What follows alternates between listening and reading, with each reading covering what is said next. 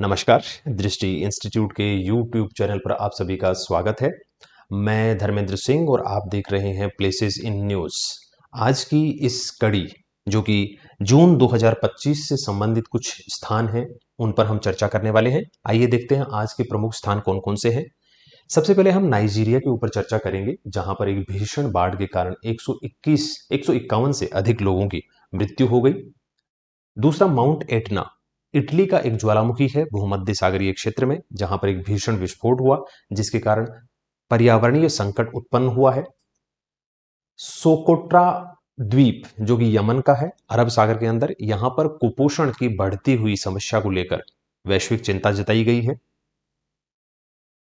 Fordow परमाणु केंद्र, Iran का यह परमाणु केंद्र जहां पर ईरान परमाणु बम बना रहा है, ऐसी सूचना के साथ संयुक्त राज्य अमेरिका ने यहां पर बम बरसाए और इसको तबाह करने की कोशिश की। साइप्रस, जहां पर भारत के प्रधानमंत्री की यात्रा हुई भूमध्य सागर के अंदर, यह भी एक छोटा सा देश है, इस पर भी चर्चा करेंगे।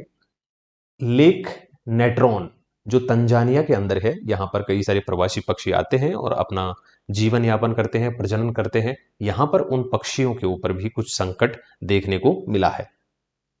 आर्मेनिया, यह कोकेशस देश है जहां से होकर ईरान में फंसे हुए कुछ भारतीय लोगों को निकाला गया। इसके लिए आर्मेनिया को धन्यवाद। करेंगे उस क्षेत्र के विषय में भी चर्चा। आइए इन सभी स्थानों के विषय में थोड़ी सी विस्तार से चर्चा करते हैं। सबसे पहले बात करते हैं नाइजीरिया, पश्चिमी अफ्रीका का यह देश। उस क्षेत्र में अफ्रीका में सर्वाधिक आर्द्रता बनी रहती है। वहीं पर गिनी की खाड़ी तट पर कैमरून देश है जहां पर अफ्रीका में सर्वाधिक वर्षा होती है, और उसी वर्षा के रूप में नाइजीरिया में भी भीषण वर्षा हुई और बाढ़ आ गई, जिसके कारण वहां 151 से अधिक लोगों की मृत्यु हो गई। ठीक है, तो एक तो ये। अब यह जो नाइजीरिया है, इसको हम हमारी परिप्रेक्ष्य में देखें तो क्यों महत्वपूर्ण है, तो इसके विषय में पहली बात तो यह है कि नाइजीरिया अफ्रीका महाद्वीप का सर्वाधिक जनसंख्या वाला देश है। इस नाइजीरिया में जो नॉलीवुड बोलते हैं यहाँ की फिल्म उद्योग को, उसके विषय में कहा जाता है कि भारतीय बॉलीवुड के उपरांत विश्व में सबसे अधिक फिल्में बनाने वाला फिल्म उद्योग है यह। तो यह चर्चा हम याद रख सकते हैं। और दूसरा, यहाँ का जो शहर है इग्बोओरा, इस शहर को जुड़वा बच्चों का शहर कहा जाता है। कहा जाता है कि यहां प्रत्येक 1000 जन्मों पर 158 से अधिक जुड़वा बच्चे पैदा होते हैं। तो जुड़वा बच्चों का शहर कौन सा है, उसको भी आप याद रख सकते हैं, इग्बोओरा। इसके अतिरिक्त नाइजीरिया अफ्रीका महाद्वीप में सबसे अधिक क्रूड ऑयल यानी खनिज तेल उत्पादन करने वाला देश भी है। यहीं से होकर बहती है नाइजर नदी। नाइजर नदी वाले क्षेत्र में ताड़ यानी पाम के बहुत सारे वृक्ष हैं, और वहां पर पाम ऑयल यानी ताड़ का तेल निकाला जाता है, और इस नदी को तेल ताड़ वाली नदी के नाम से भी जाना जाता है। अब अगर हम नाइजीरिया के पड़ोसी देशों की बात करें तो कैमरून है, इसके अतिरिक्त यहां पर चाड है, नाइजर है, और यहां पर बेनिन है। इसी नाइजीरिया और इसके उत्तर पूर्व की ओर देखें तो सहारा मरुस्थल के दक्षिण में साहेल क्षेत्र है। उस साहेल क्षेत्र में एक बड़ी सी झील है, चाड झील। यह झील 4 देशों को अपने तट पर रखती है। यह भी हम एक फैक्ट याद रख सकते हैं। नाइजीरिया, नाइजर, चाड और कैमरून, ये चारों इस झील से तट बनाते हैं या इसके तटवर्ती हैं। इस झील के अंदर चारी नदी अपना जल प्रवाहित करती है, यह एक महत्वपूर्ण तथ्य है। और साहेल क्षेत्र जो कि सहारा मरुस्थल के दक्षिण में है, इस साहेल क्षेत्र का कुछ भाग नाइजीरिया में भी आता है। इस साहेल को कहा जाता है कि यह सहारा मरुस्थल का दक्षिण में विस्तार है। इसी साहेल क्षेत्र के अंतर्गत यह चाड झील आती है। पश्चिमी अफ्रीका की कुछ नदियों को भी हम याद रख सकते हैं, जैसे एक सेनेगल नदी है, वोल्टा नदी है, और नाइजर नदी है। ये नाइजर और सेनेगल नदियां जहां से उद्गमित होती हैं, वो पश्चिम अफ्रीका का फुटा जलोन पठार कहलाता है। ठीक है, इसके बाद एक प्रश्न आप ले सकते हैं जिसका उत्तर आप कमेंट बॉक्स में जरूर दीजिए, ताकि आपको भी पता चले कि हम जो पढ़ रहे हैं वो कहां तक आप समझ पा रहे हैं। नाइजीरिया के संदर्भ में निम्नलिखित कथनों पर विचार कीजिए। नाइजर नदी गिनी की खाड़ी में गिरती है और वहां एक बड़ा डेल्टा बनाती है। अभी हमने चर्चा की, देखिए जरा उसको। नाइजीरिया की अटलांटिक महासागर के साथ समुद्री तट रेखा है। अभी हम चर्चा कर रहे थे नाइजीरिया के विषय में। चाड झील पूरी तरह नाइजीरिया की क्षेत्रीय सीमा के भीतर है। इस प्रश्न को हल कीजिए, कितने सही हैं इसके अंदर, केवल एक और दो, या केवल दो, या फिर एक और तीन, या फिर तीनों। अगला स्थान लेते हैं, माउंट एटना। जैसा कि मैंने आपको बताया कि माउंट एटना भूमध्य सागरीय क्षेत्र में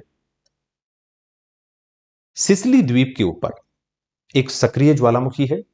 यह ज्वालामुखी गैसों की अधिकता के कारण जब भी विस्फोट करता है बहुत अधिक धमाका होता है, भूकंप की उत्पत्ति भी होती है, साथ ही साथ राख बड़ी मात्रा में उड़ने के कारण इन क्षेत्रों में, इटली के आसपास और दक्षिणी यूरोप में, आसमान में बहुत सारा धुआं और राख छा जाता है जो वायु परिवहन को प्रभावित करता है। तो इसी ज्वालामुखी के अंतर्गत जो विस्फोट हुआ वो वहां एक पर्यावरणीय संकट उत्पन्न कर रहा है।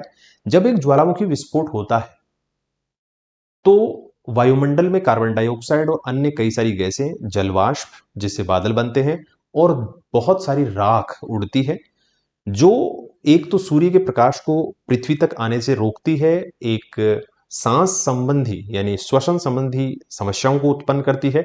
साथ ही साथ उस क्षेत्र में जलवाष्प अधिक होने से कई बार वर्षा बहुत तीव्र वेग से हो सकती है, बाढ़ की स्थिति उत्पन्न हो सकती है। साथ ही साथ अत्यधिक कार्बन डाइऑक्साइड जो कि वायुमंडल में मिलती है, उसके कारण हरित गृह प्रभाव उत्पन्न होता है, जो वैश्विक तापन के लिए भी उत्तरदायी होती है। इससे संबंधित भी आप एक यहां पर प्रश्न देख सकते हैं। बेसिकली ये प्रश्न इसी ज्वालामुखी से संबंधित है। निम्नलिखित ज्वालामुखियों और उनकी टेक्टोनिक उद्गम के बीच सही मिलान कीजिए। ज्वालामुखी कई सारे कारणों से बनते हैं। कहीं पर दो प्लेट अभिसरित होती हैं, एक प्लेट नीचे धंस जाती है जिसको सबडक्शन जोन बोलते हैं, क्षेपण क्षेत्र, और वो पिघलकर दूसरी प्लेट के ऊपर निकल जाती है। कुछ ज्वालामुखी प्लेटों के अपसरण के कारण होते हैं, वहां बहुत ही आसानी से मैग्मा सतह पर आता है और बिना किसी विस्फोट के वहां ज्वालामुखी दृश्य होते हैं। और तीसरी ज्वालामुखी होते हैं जब कोई प्लेट एक हॉटस्पॉट के ऊपर से गुजरती है, जहां जिसको मेंटल प्लूम भी बोलते हैं, मेंटल से ऊपर उठने वाला मैग्मा।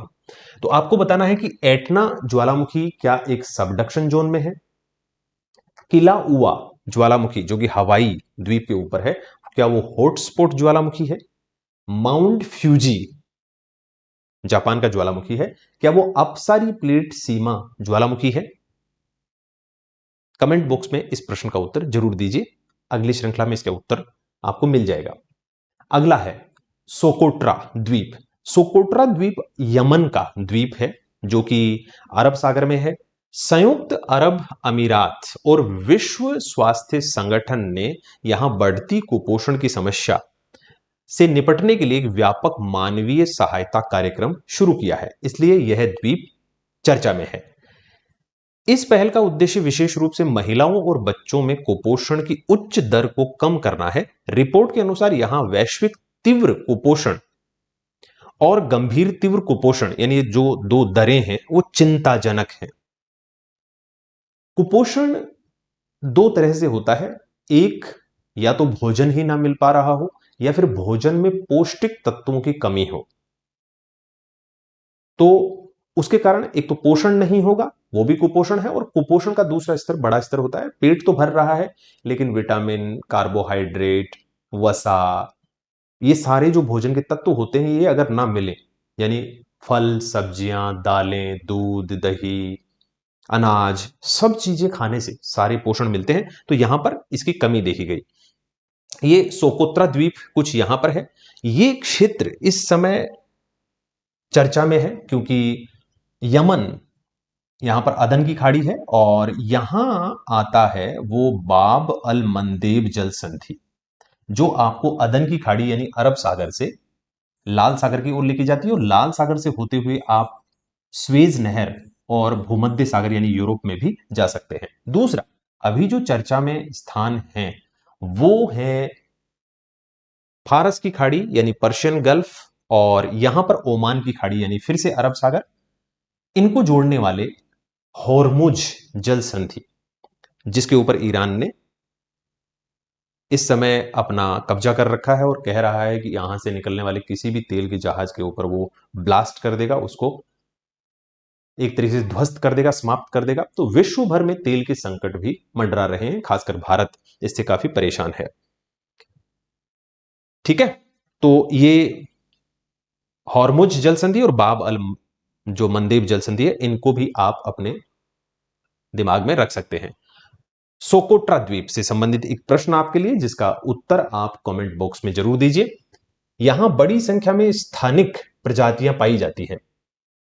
जी हां, ये तो मैं आपको बता दूं, बिल्कुल पाई जाती है। यहां प्रवाल अटोल संरचना है। ये सोकोत्रा द्वीप एक प्रकार से आप कह सकते हैं कि महाद्वीपीय प्लेट का ही भाग है, तो आप देख लीजिए इसको।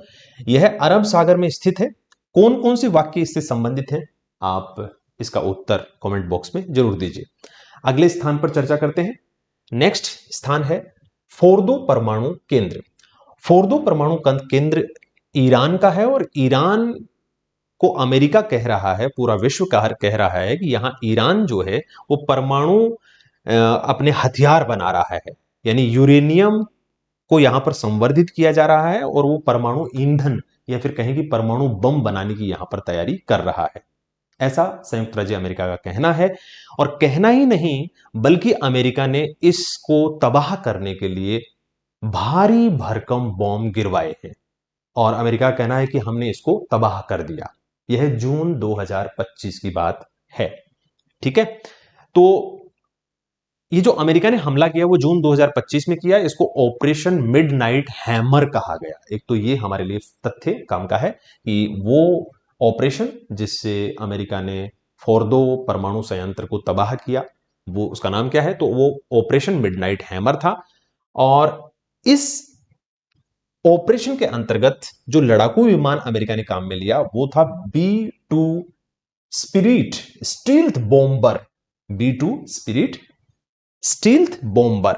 अब ये जो विमान है वो कुल 7 विमानों के साथ वहां पर पहुंचा था, और इसने जो मिसोरी एयरबेस है अमेरिका का, मिसिसिपी मिसोरी एयरबेस, वहां से टेक ऑफ किया था। इसमें इस्तेमाल किया गया जो बॉम्ब था वो इतना भारी था, उसके लिए कहा जाता है कि वो 13,600 किलोग्राम का बॉम्ब था, एक बॉम्ब।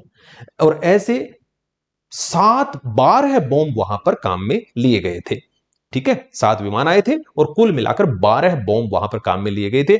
इस बॉम्ब को कहा जाता है मैसिव ऑर्डिनेंस पेनेट्रेटर। ठीक है, तो इस विमान ने GBU-57A/B मैसिव ऑर्डिनेंस पेनेट्रेटर ये बॉम्ब गिराए थे वहां पर। तो ये बॉम्ब का नाम, इस स्टील्थ विमान का नाम और इस ऑपरेशन का नाम, ये हमारे काम के हो सकते हैं। 12 बॉम्ब गिराए, ये कोई बड़ी बात नहीं है। तो ईरान का ये फोर्दो यहां पर परमाणु संयंत्र है। बाकी ईरान के विषय में देखें तो ईरान के विषय में कुछ बातें हम याद रख सकते हैं कि ईरान एकमात्र ऐसा देश है विश्व का जो फारस की खाड़ी, पर्शियन गल्फ और कैस्पियन सी दोनों का तटवर्ती है। इसके अतिरिक्त ईरान में 2 पर्वतमालाएं हैं। कैस्पियन सागर के तट पर है एल्बुर्ज पर्वत, और फारस की खाड़ी के तट पर है जैग्रोस पर्वत। इसके अतिरिक्त यहां पर 2 मरुस्थल भी हैं। एक उत्तरी भाग में है दस्त कबीर, और दूसरा मरुस्थल है दस्त लुत, जो कि पाकिस्तान और अफगानिस्तान के आसपास है। यह हॉर्मुज जल संधि पर इस समय कब्जा कर रखा है ईरान ने। ईरान तेल उत्पादन के लिए एक बड़ा देश माना जाता है, गल्फ कंट्री है। ठीक है, अब इससे संबंधित भी आप एक प्रश्न यहां देख सकते हैं। प्रश्न आपके सामने है, ईरान के संदर्भ में निम्नलिखित में से कौन सी जल डमरू मध्य सामरिक दृष्टि से महत्वपूर्ण है? हॉर्मुज जल डमरू मध्य, बाब अल मंदेब जल डमरू मध्य, बोस्फोरस जल डमरू मध्य। आपको बताना है इनमें से कौन सा जल डमरू मध्य या फिर वाटर स्ट्रेट ईरान के लिए स्ट्रेटेजिक रूप से यानी रणनीतिक रूप से महत्वपूर्ण है। अगला स्थान है साइप्रस। साइप्रस हाल ही में चर्चा में इसलिए रहा कि भारत के प्रधानमंत्री श्री नरेंद्र मोदी यहां की आधिकारिक यात्रा पर गए। यह 2 दशक से अधिक समय के बाद किसी भारतीय प्रधानमंत्री की आधिकारिक साइप्रस यात्रा थी। इस यात्रा के दौरान भारत और साइप्रस ने अपनी व्यापक साझेदारी पर एक ऐतिहासिक संयुक्त घोषणा जारी की कि हम साझेदार बनेंगे, कुछ आयात कुछ निर्यात। इसका उद्देश्य राजनीतिक संवाद तो था ही, उसके साथ साथ रक्षा और सुरक्षा को लेकर भी दोनों देशों ने आपस में चर्चा की। अब साइप्रस कहां है, आइए भौगोलिक रूप से देखते हैं। देखो, अगर साइप्रस को हम देखें तो साइप्रस भूमध्य सागर के अंदर इसके पूर्वी भाग में एक देश है। साइप्रस इस सीरिया के पूर्व में है, सॉरी पश्चिम में है, तुर्की के दक्षिण में है। और अगर ग्रीस को देखें तो ग्रीस के द्वीप यहां तक हैं, तो ग्रीस के यह पूर्व में है यहां पर। अब साइप्रस को अगर देखें तो साइप्रस वैसे तो भौगोलिक रूप से आपको दिखाई देगा कि यह एशिया के अंदर है भौगोलिक रूप से देखें तो, लेकिन राजनीतिक रूप से यह यूरोप में है, क्योंकि यह यूरोपीय संघ का सदस्य है 2004 से। और राजनीतिक, आर्थिक और सांस्कृतिक रूप से भी इसमें आप यूरोप की झलक ही देखेंगे। लेकिन भौगोलिक रूप से देखें तो यह ऐसा दिखाई देगा जैसे एशिया में है, क्योंकि जो पश्चिम एशिया के देश हैं उनके बीच में घिरा हुआ है साइप्रस। साइप्रस में भूमध्य सागरीय जलवायु भी पाई जाती है, जैसा कि इजराइल के अंदर भी है, सीरिया के पश्चिमी भागों में भी है, तुर्की के पश्चिमी भागों में भी है, और यहाँ ग्रीस और इटली वगैरह में तो भूमध्य सागरीय जलवायु है ही। भूमध्य सागरीय जलवायु की विशेषता ये होती है कि यहां पर शीतकाल में वर्षा होती है और ग्रीष्मकाल शुष्क रहता है, क्योंकि जो उपोष्ण कटिबंधीय उच्च वायुदाब पेटी है वो शीतकाल में भूमध्य रेखा की ओर खिसक जाती है और वहां पर पछुआ पवनों का जो महासागर से आती है उनका प्रभाव होता है और वर्षा होती है। जबकि ग्रीष्मकाल में वह उपोष्ण कटिबंधीय उच्च वायुदाब पेटी ध्रुवों की ओर खिसक जाती है और इस क्षेत्र में, भूमध्य सागरीय क्षेत्र में, स्थलीय व्यापारिक पवनों का प्रभाव होता है जो वर्षा नहीं कर पाती है। भूमध्य सागरीय जलवायु प्रदेशों के अंतर्गत सिट्रस फ्रूट्स यानी रसदार फलों की खेती होती है। ठीक है, तो ये था साइप्रस। अब साइप्रस के विषय में भी यहां पर एक प्रश्न आपके लिए है जिसका उत्तर आप कमेंट बॉक्स में जरूर दीजिए। साइप्रस कहां स्थित है? यह तुर्की के दक्षिण में स्थित है, यह ग्रीस के पूर्व में स्थित है, यह सीरिया के पश्चिम में स्थित है। इसका उत्तर जरूर दीजिएगा आप। अगला स्थान लेते हैं लेक नेट्रॉन। नेट्रॉन झील जो है वो अफ्रीका के देश तंजानिया में है। यह झील हाल ही में चर्चा में इसलिए रही क्योंकि यहां पर फ्लेमिंगो पक्षी और उनकी आबादी खतरे में दिखाई दी। फ्लेमिंगो पक्षी यहां पर इसलिए आते हैं क्योंकि इस झील का एनवायरमेंट, पर्यावरण उनके लिए बहुत ही सुखद है और वो यहां पर अपना प्रजनन करते हैं, यानी अपने वंश को बढ़ाते हैं।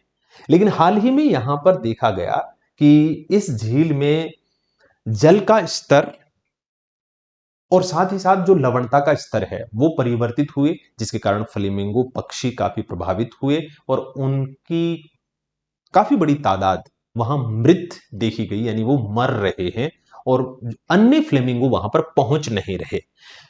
तो इन सब का कारण बताया जा रहा है वर्तमान जो मौसमी घटनाएं हैं, बाढ़ है, अत्यधिक तापमान है, वैश्विक तापन है, प्रदूषण है, इन सब को।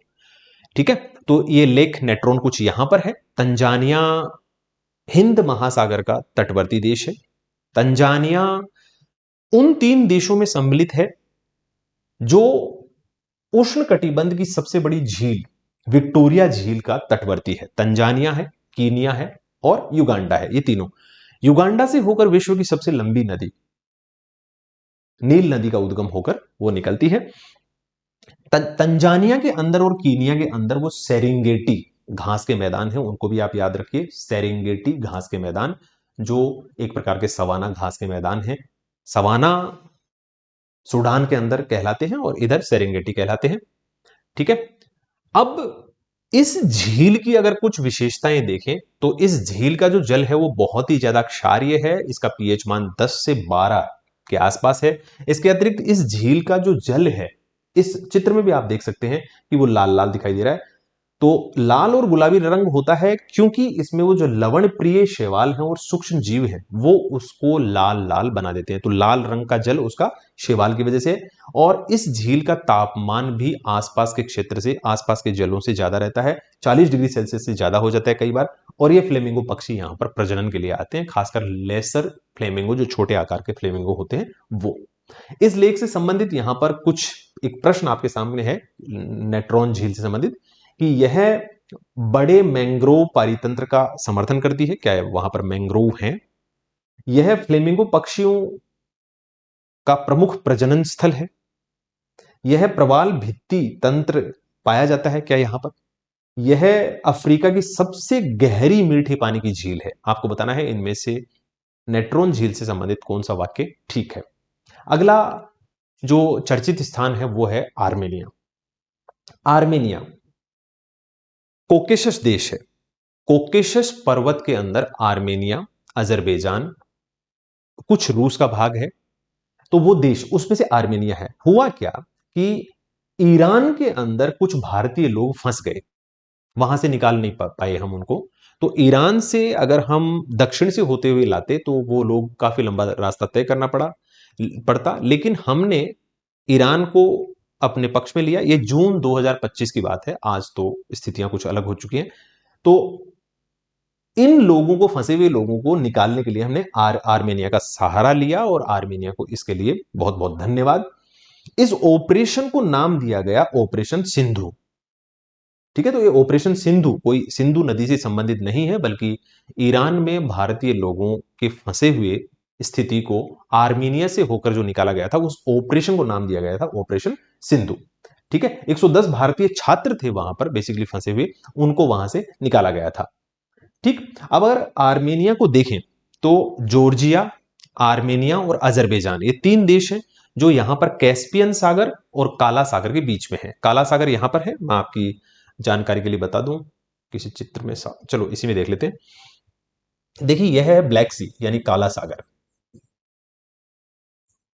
काला सागर के दक्षिण में यहां पर तुर्की है और पूर्व में है जॉर्जिया, इधर रूस भी है। ठीक, और यहां पर है कैस्पियन सागर, कैस्पियन सागर। तो इन कैस्पियन सागर और काला सागर के बीच में यहां पर जो पर्वत है, उस पर्वत का नाम है कोकेशस पर्वत। और इन देशों को, इन तीनों देशों को, जॉर्जिया, आर्मेनिया और अजरबैजान को कहा जाता है कोकेशाइड कंट्रीज।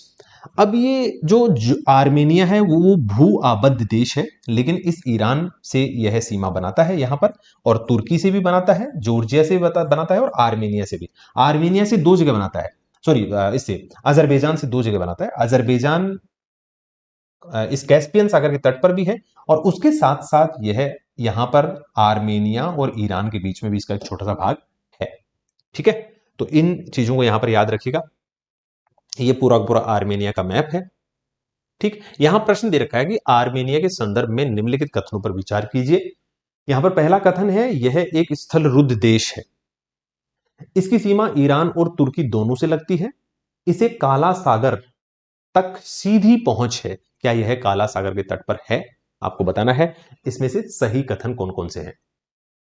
तो आज के जो प्रश्न थे या फिर आज की जो कड़ी थी, उसमें ये कुछ स्थान और उनसे संबंधित कुछ बातें, आपको एक और प्रश्न करना है और फिर इसके साथ ये समाप्त आज की जो कड़ी है वो।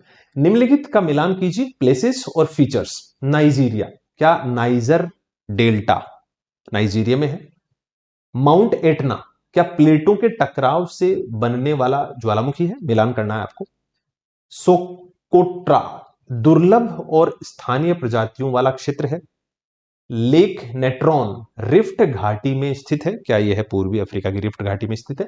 आपको मिलान करना है कि ए बी सी डी के साथ 1 2 3 4 में से कौन से मिलान सही है। आज की इस प्लेसेस इन न्यूज कड़ी में इतना ही। मैं फिर मिलता हूं अगली कड़ी में, तब तक आप सभी का बहुत बहुत धन्यवाद। Thank you so much, bye bye. अब एग्जाम की तैयारी को और बेहतर करने के लिए हमारे चैनल को लाइक, शेयर और सब्सक्राइब करना ना भूलें।